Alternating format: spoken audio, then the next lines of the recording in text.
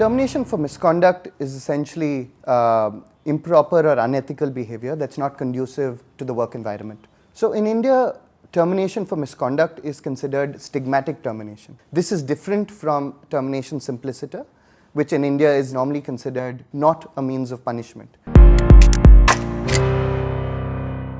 This is not something that the Industrial Disputes Act specifically contains. Misconduct is one of the exceptions from that particular piece of legislation. In order to be able to say that something is misconduct, it needs to either be in your contract or in company policy. Sexual harassment is the only piece of legislation that specifically defines how you deal with the action of misconduct under sexual harassment. For all other forms of misconduct, what you would normally follow are the principles of natural justice. The principles of natural justice are principles of fairness. You need to let the employee know what the charges are. You need to give the employee an opportunity to respond to those charges. You need to allow for that employee the opportunity to present themselves in front of a neutral third party who is sitting in judgment of these charges. So when a company first receives a complaint, the first step is for it to conduct an investigation to actually see if there's any merit in that complaint. If through that investigation it does find merit, then it will proceed with the next step. The immediate next step is to prepare a charge sheet.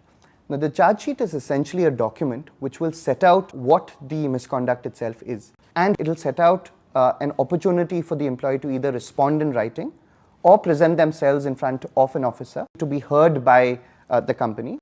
A disciplinary inquiry itself is fairly procedural. You'll need to ensure that certain steps take place. The first of which is to set and put together somebody who is an independent officer. As far as the process itself is concerned, it's largely informal, but you'd need to ensure that the employee can present his arguments. Once the inquiry officer is convinced that he has got all of what he needs to be able to conclude, he will then put together a report. That report will actually set out the details of the entire proceeding. The inquiry officer will share that report with both the employee as well as the management of the company. The management of the company then is in a position to be able to decide how they want to take action against the employee. The key thing to consider for the management of the company is to ensure that whatever punishment is being provided, that punishment has to be commensurate with the actual act of misconduct. The reason a court in India will take this sort of view is simply because of the stigma attached to this form of termination. You also have the ability to hold back any notice and hold back any sort of severance pay that the employee would otherwise have got. Therefore, it makes the risk of terminating somebody for misconduct that much higher. As a result of this, it's well within the interest of the company to ensure that this process is followed correctly.